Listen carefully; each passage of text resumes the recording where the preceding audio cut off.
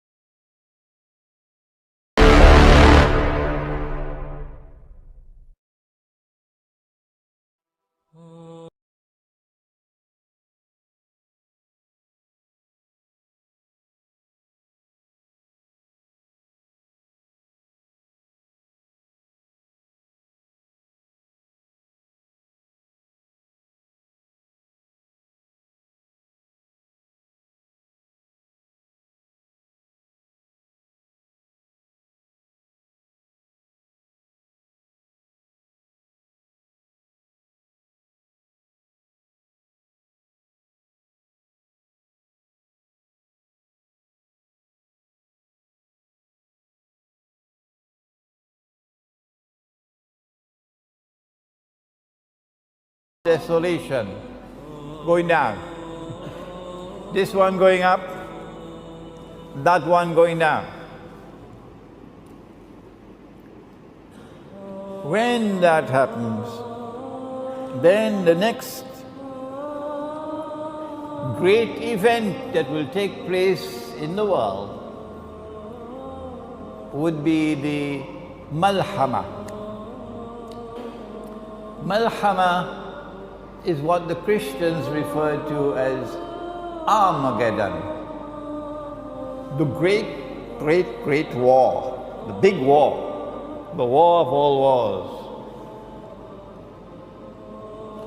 Now, we therefore begin with Jerusalem, and we have to look to see Jerusalem rising. The Jews had been expelled.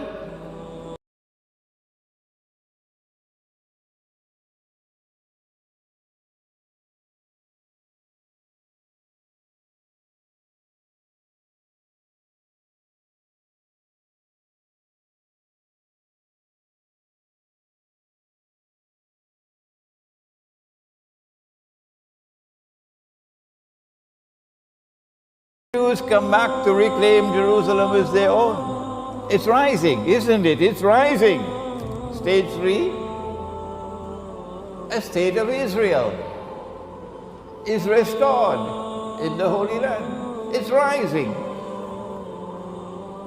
And now, the rest of us know that Israel controls the United States Congress. And any American president that steps out of line, like John F. Kennedy, you know what happens to them.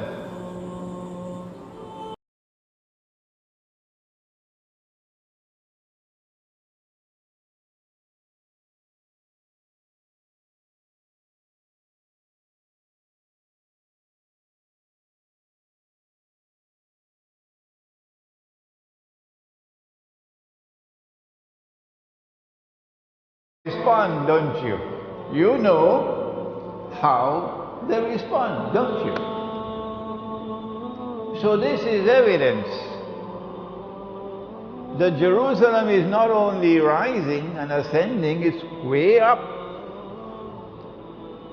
How much further must it go up?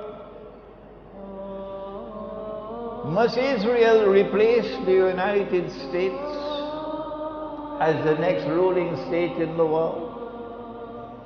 Must Pax Judaica replace Pax Americana, as Pax Americana had replaced Pax Britannica? Before the stage is set, we know that Medina is in ruins today. We don't have to wait for ISIS, the bogus outfit created by the CIA and the Israeli Mossad and financed and armed by Qarnush Shaitan, because that's how the Prophet ﷺ referred to the leaders of Saudi Arabia, Qarnush Shaitan. And I say to them, as you should also say to them, you can kill a man, but you cannot kill the truth. So we must speak fearlessly and put our trust with Allah. Medina is in ruins. We don't have to wait for ISIS to take over Damascus and then to march down to Medina to destroy it. How much longer do we have to wait? We know that when the Malhama takes place, or Armageddon, that is going to be a war like no other war has ever been. And in a short while, we will know who are those who will fight in this war. And we will also know that it's going to be nuclear war. Oh yeah.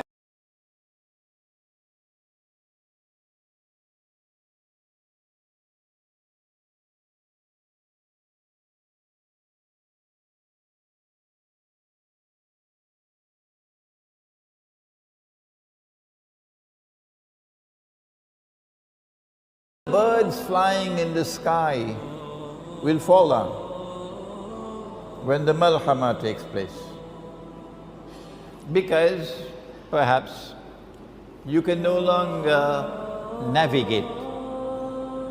There is too much contamination in the atmosphere, or should I use the word radiation, which is consistent with nuclear explosions.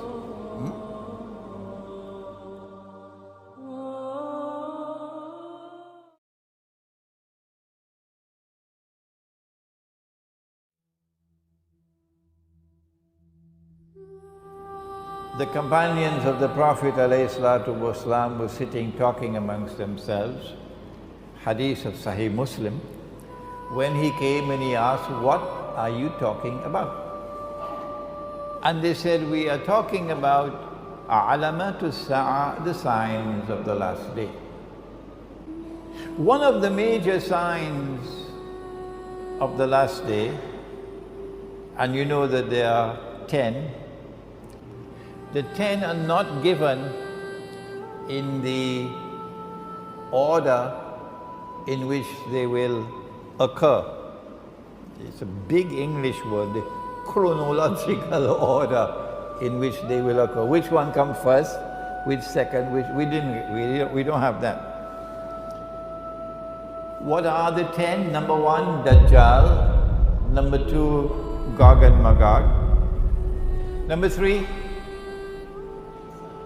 the return of the son of Mary, Nabi Isa alayhi salam. Number 4, Dukhan, smoke. And the Quran says that one day it's going to be plainly visible in the sky. Number 5, Dabbatul Ard, a creature or beast of the land, Which land? Which land? I say the Holy Land, Al-Ard al-Muqaddasa. Number 6, that the sun would rise from the west. Number 7, 8, and 9, 3 earthquakes in which the earth will sink down and swallow what it swallows. One in the east, one in the west, and the third one in Arabia. And number 10, that a fire will come out of Yemen. And this is not the fire that you use to cook. This is symbolic language. And drive people to their place of assembly for judgment. So of these 10, I want to turn to the smoke. A nuclear war would be one in which nuclear powers will use every single nuclear weapon that they possibly can use. Because it's going to be a fight to the finish. And so the world can now expect that if a nuclear war were to take place, excuse me, too late now to say if, rather it should be when the nuclear war takes place. When the nuclear war takes place, because they've already declared war on Russia. If you're living in France and Britain and in Western Europe, and if you don't know that your leaders have declared war on Russia, and the nuclear war is now inevitable, and when that nuclear war takes place, that thousands of nuclear weapons will explode. If you don't know that, then you are living in dreamland. And if you hope to survive in Western Europe, you're also living in dreamland. When it does take place, then I want to suggest to you tonight that the mushroom clouds which come from nuclear explosions, which will probably blot out sunlight, so that there will be no sunlight in the world. For how long, I don't know. The Christians speak of 3 days and 3 nights of no sunlight, but there's a hadith which speaks of 40. I want to suggest to you tonight, for you to think about it, that when the Prophet ﷺ spoke about smoke, dukhan, as one of the signs of the last day, that he was referring to the mushroom clouds which will come from nuclear war, the malhama.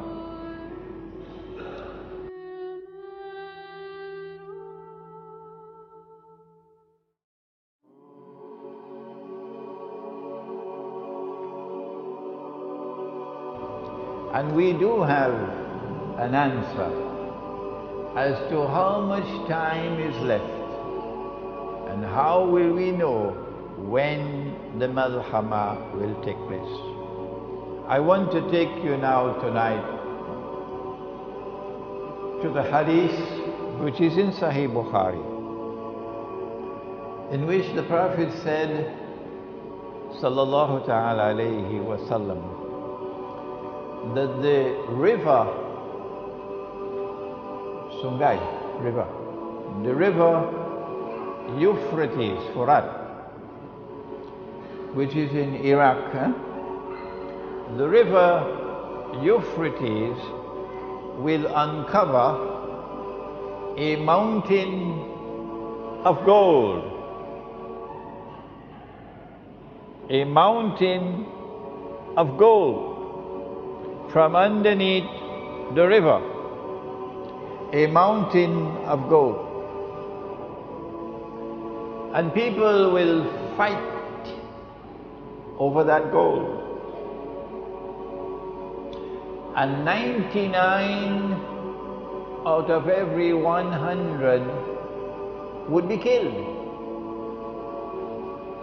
indicating that this would not be conventional warfare. No. This has to be nuclear warfare for 99 out of every 100 combatants to be killed. And therefore, we would be on fairly good foundations if we were to suggest that the Malhama would be fought for the mountain of gold. Those who will fight for the mountain of gold will all be saying, I will be the one who will survive. But the Prophet said that the Muslims who are present at that time should not touch the gold. Should not touch the gold. So if we obey the Prophet ﷺ, the implication would be Muslims would not be involved in fighting in the Malhama. The Malhama will involve others who are not Muslims, or those Muslims who disobey the Prophet ﷺ. They will be part of the Malhama. So, that a mountain of gold will come out from underneath the river. Those of you who want to have tafsir, you can wait for a long time. That one day somebody will be there with a pan and they will find a nugget of gold, and that will be the sign that the mountain of gold is going to come out now from underneath the river. That's the tafsir. There are ahadith which are given in the form of mutashabihat, and they have to be subjected to ta'wil. So the flying donkey, we know the flying donkey is here. It's the modern aircraft. And the fight for that mountain of gold is about to take place. And that's the Malhama.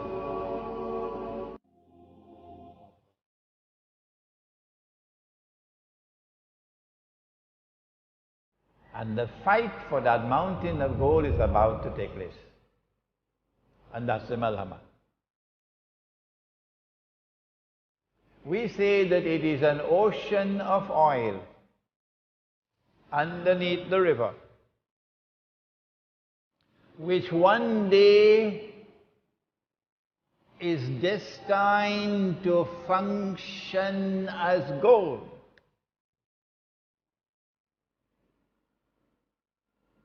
And that already happened. If you study the world of money, it will tell you something about how this money that we now use came into being. Where did this paper come from as money?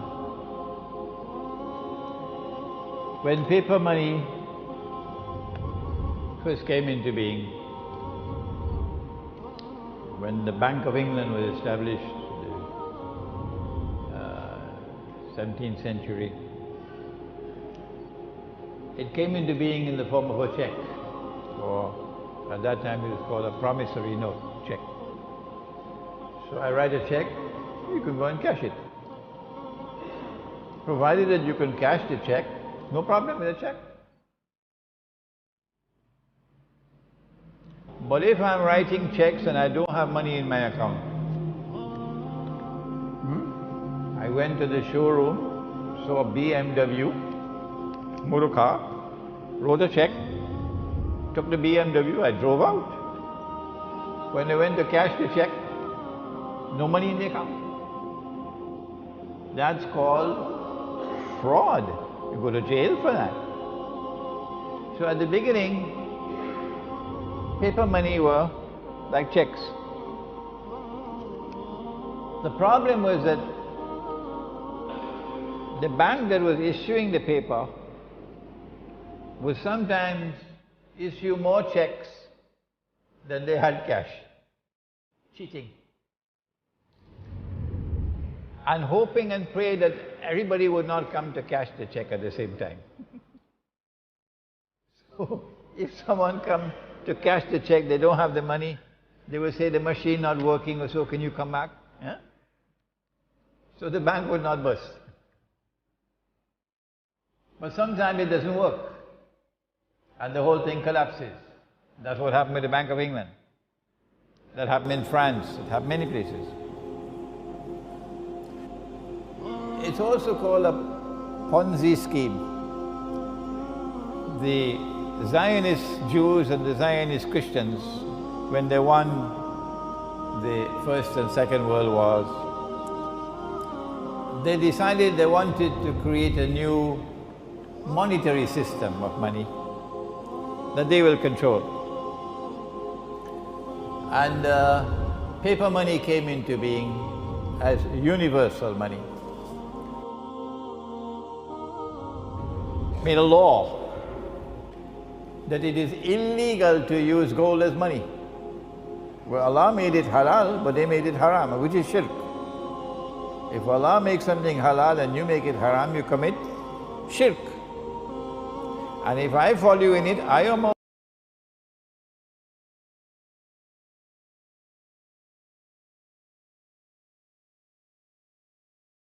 word system. And they agreed that in order to have it's called a fig leaf to hide the shame, they will take one paper money, only one, and you could cash it for gold. It's called redeeming in gold. And because they wanted the United States to become the new ruling state in the world, replacing Britain, they chose the US dollar. So at Bretton Woods in 1944, the United States formally replaced Britain, and Pax America formally replaced Pax Americana. When the US dollar was chosen, that only this paper could be cashed. And the rate was 35 US dollars. When you cash it, you get 1 ounce of gold. But that was only a fig leaf. The rest of the world of paper money was only paper. You could convert it to US dollars. So when you ask, what is the value of the Malaysian ringgit? No one will say, well, the Malaysian ringgit is worth so many Pakistani rupees. Huh? Or the Malaysian ringgit is worth so many Bangladeshi taka. No! Malaysian ringgit is worth so many US dollars. Huh? Because all the rest of the paper money in the world must now make sajda before the US dollar. Good. The problem was that the law permitted you, if you were a central bank, the law permitted you to take the US dollars and ask the American government to give me the gold. The law permitted it. And only one leader in the world, and he was Muslim, General Charles de Gaulle. He was not at all happy with an unjust monetary system which gave an unfair advantage to the United States over France. Charles de Gaulle was not so much concerned about the fact that you could take paper and make money. What he was concerned about was this was advantageous to the United States and disadvantageous to France. So he decided to sabotage the system. So he kept on giving the United States dollars and demanding the gold. Nobody has dared to do that. Nobody has dared to do that. Because you know, the United States has a big stick.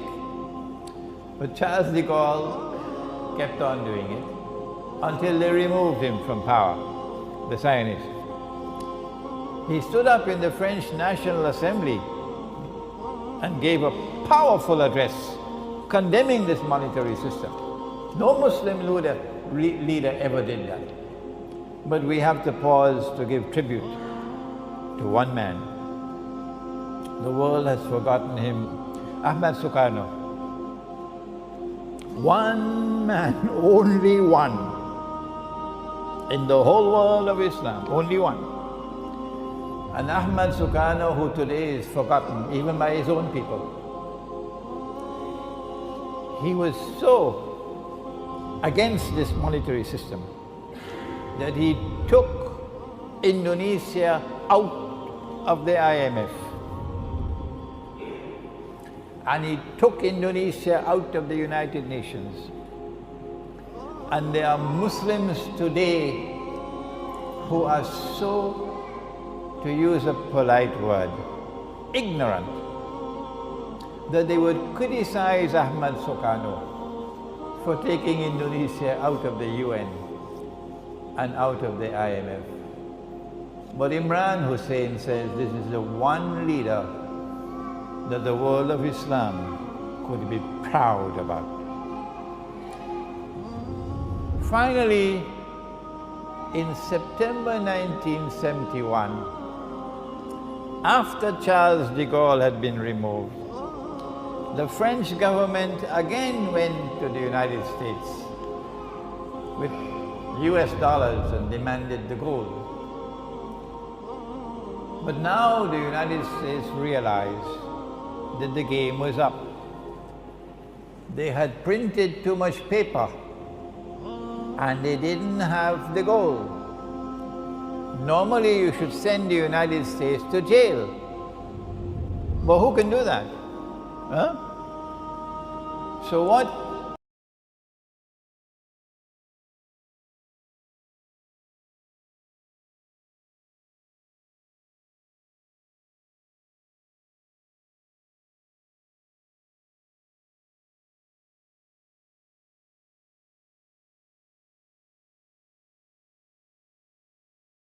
that we would redeem US dollars for gold. But we don't have to keep our word. We're not going to do it anymore. So now, no currency, no paper in the world, none, can be cashed. You just write checks and that will be your money. Who could write the most checks without the most money? Huh? So get a checkbook and start writing checks. The problem is, if you have an American checkbook or a French checkbook or a German checkbook or an Australian checkbook or a Singaporean checkbook, you could write checks. They call it hard currency. But if you have a Bangladeshi checkbook or a Pakistani checkbook, you can write as many checks as you want. You cannot even buy a cup of coffee in Manhattan. See? So now you have a bogus monetary system which gives to the enemies of Islam the capacity to make as much money as they want by simply writing checks, and let the donkeys in the world accept the checks. You don't have to work anymore to get money. No. In a world filled with donkeys, all you have to do is write checks. You could buy all the oil of Saudi Arabia free of charge. All you have to do is to get paper and pen and write checks. But this is a risk you're taking, because it's a house of cards. It could collapse. Once you had the gold, you had some security. But now the gold is no longer there. So from 1971 to 1973, they're searching for something to keep the house of cards strong.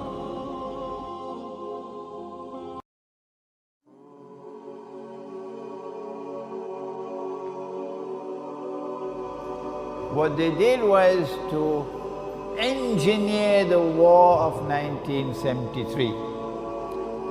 And they were on both sides of the war. They were on the Israeli side and they were on the side with Anwar Sadat.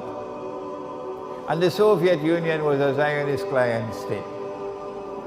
But the Arabs didn't know that. So they caused this war to go to a draw. And then Kissinger, they knew that if the war took place, they knew that King Faisal, rahimahullah, was going to impose an oil boycott on the United States. They knew it, because Faisal had said, I will do it. And they knew that if an oil boycott of the United States were to take place, the price of oil would rise. In fact, it rose by 400%, from $3 a barrel to $12. And suddenly the Arab oil producing countries were getting money flowing in. And they were happy with that, from $3 to $12. Kissinger waited until it reached 12. And then Kissinger flew to Saudi Arabia and succeeded in making the greatest deal that has ever been made in history. And because of that deal, an ocean of oil began to function as a mountain of gold. What did he do? He got Faisal to agree that Saudi Arabia would sell its oil for only US dollars. You cannot buy oil from Saudi Arabia with any money, even with gold dinars. You cannot. Saudi Arabia will not sell, except for US dollars. And then Saudi Arabia got the other Arab oil producing countries to fall in line. And then came OPEC. And OPEC was the organization which kept the ocean of oil functioning as a mountain of gold, OPEC. So long as you could not buy oil other with US dollar, the US dollar no longer needed gold. No. Oil had now taken the place of gold. And the US dollar was now flying even higher than it could under Bretton Woods. Because in Bretton Woods you had to keep some gold. You had to keep some gold. But the new monetary system, which is no longer the Bretton Woods monetary system, the new one is called the petrodollar monetary system. with the petrodollar monetary system, there is no limit to the amount of US dollars you can issue. You don't even have to print the paper anymore. No. They created something called electronic money. So you do away with paper and with ink and with the security company with their vans and guards and all these things. And electronic or digital money replaces it. And you can simply type in $1 trillion, that's all. And so it really became a mountain of gold. That is what has kept the United States as the leading ruling state in the world, with such vast resources that the United States has more than maybe 1,000 military bases all around the world.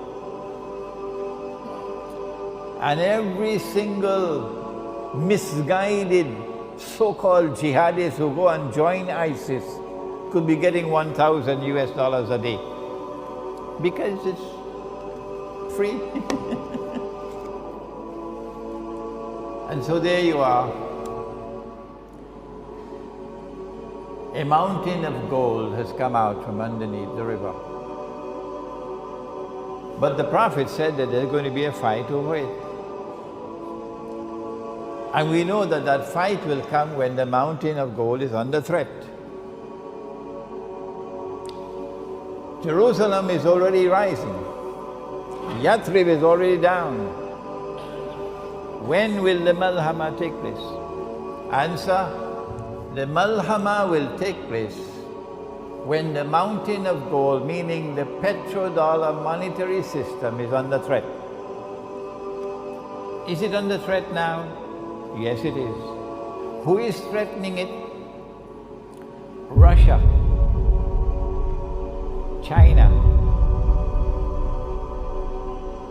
South Africa, India, and Brazil. These five are called BRICS. And these five countries, supported by others, oh yes, these five countries now want to establish an alternative to the petrodollar monetary system. And they are making headway. Yes.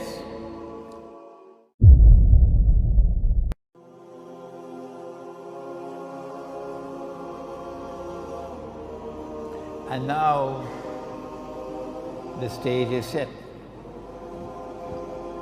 where it will not be long before the BRICS alternative can threaten the petrodollar monetary system with collapse. They cannot allow it to collapse. That's why the war will take place, in order to preserve the mountain of gold. But they do not want to attack Russia without some casus bellum. They need to create a justification for war. So they've been engaging in provocation after provocation. And the greatest provocation of all that you can give to Russia is to get Ukraine under a pro-Western government and get Ukraine to join NATO. And Ukraine is next door to Russia. So they knew that if they could get regime change in Ukraine, it will lead to war. And they got regime change in Ukraine last December. No, sorry, 1 year ago. 1 year ago.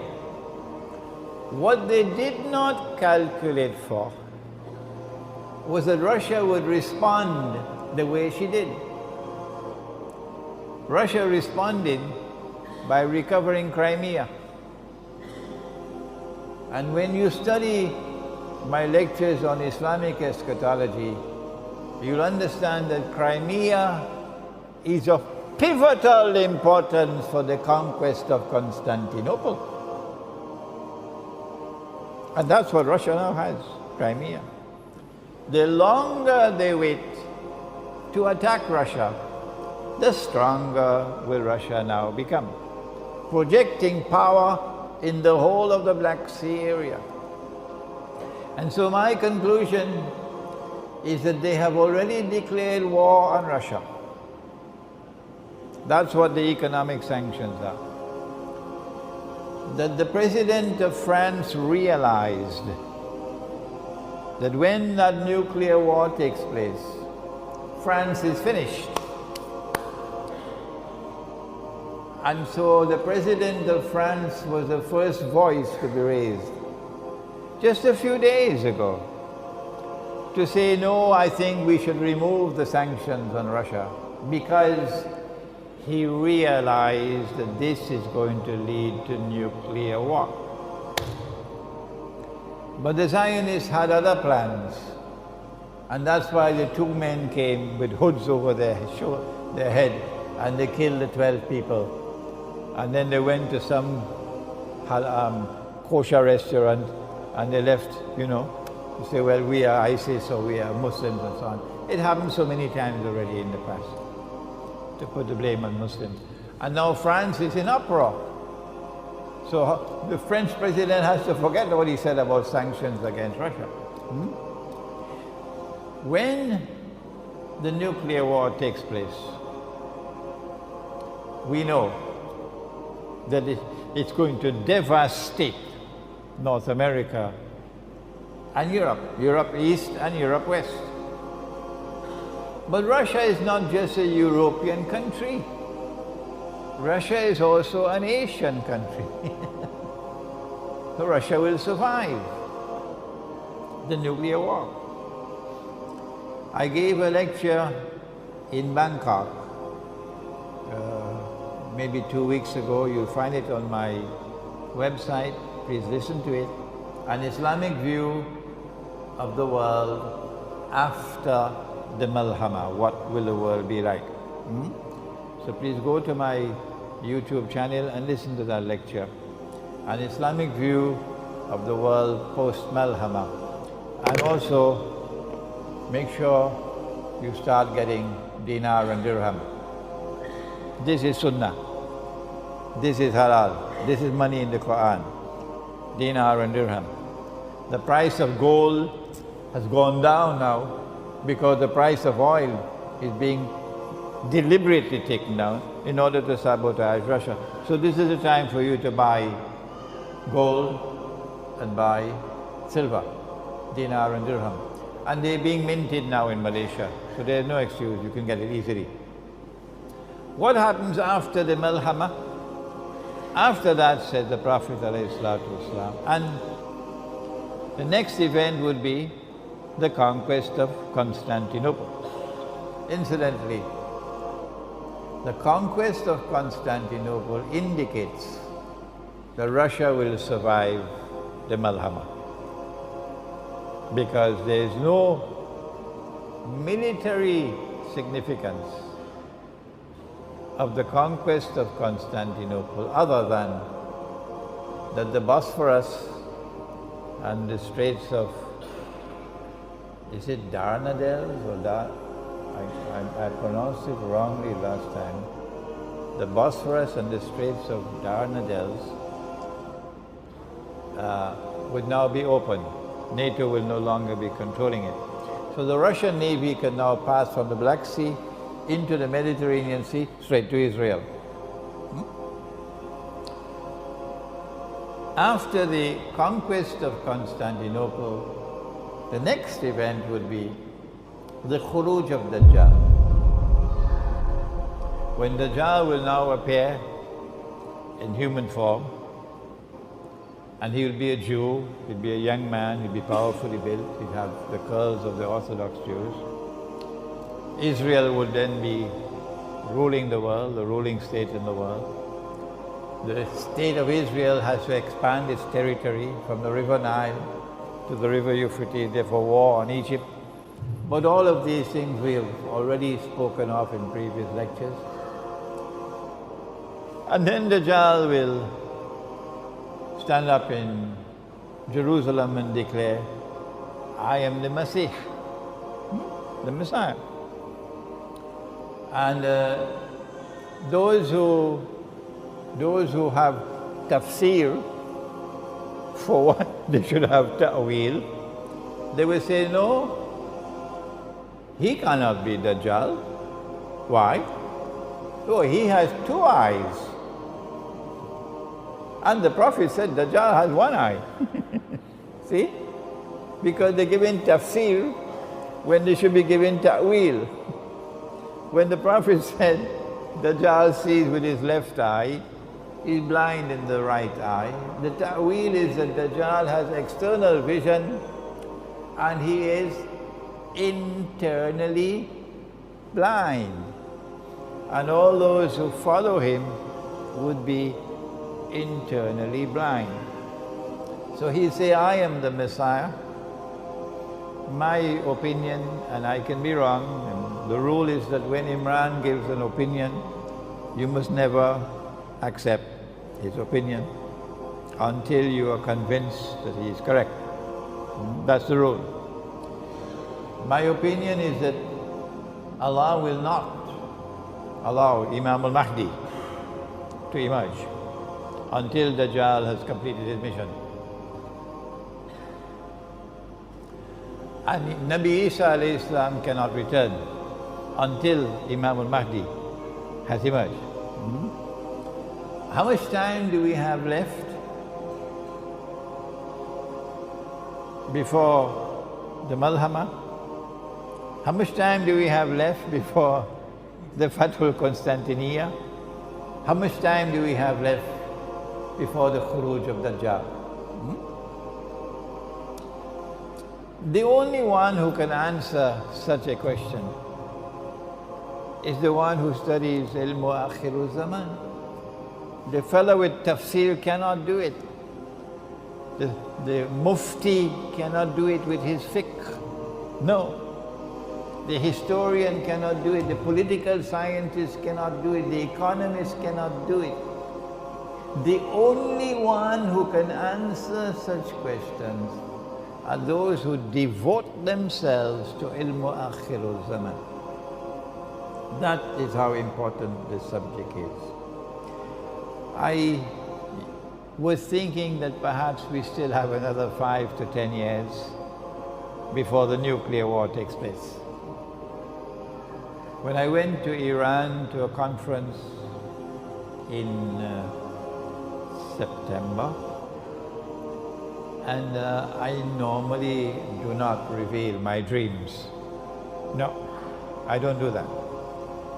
But on this occasion, I broke the rules and I said, no, I have to reveal this dream.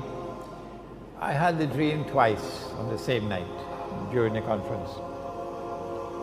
I saw nuclear war, and I saw the nuclear missiles being shot into the sky. And I saw that Pakistan was a part of the nuclear war. Obviously, that has to take place. Once nuclear war takes place, Pakistan has to be attacked, because they cannot allow Pakistan to remain as a nuclear power, not at all. When I had that dream and I woke up, I came to the conclusion that because of a previous dream that I had 2 years before 9/11, and 2 years later 9/11 took place, I said to myself, well, if history is to repeat itself, the implication is that Allah has sent this dream to me, giving us the same 2 years' time. If the Malhama is to take place in another 2 years, what do we do? And number one, get out of the cities. Head for your kampung. Head for the kampung. Number two, stay away from big communities, go to small ones, small villages. Number three, stock up on food. Number four, stock up on water. Number three is food. Number four, water. Number five, life and death is in Allah's hands. And when Allah chooses death, the servant of Allah accepts death. Only Allah will know who will live and who will die. But if you live after the Malhama, you've got to be prepared. After the Malhama, the big cities are going to be the worst place in the world to live. Why? A city of 20 million people cannot feed itself. It gets its food from outside. It gets its water supply from outside. Like Karachi. And when the Malhama takes place, the supply lines will be disrupted.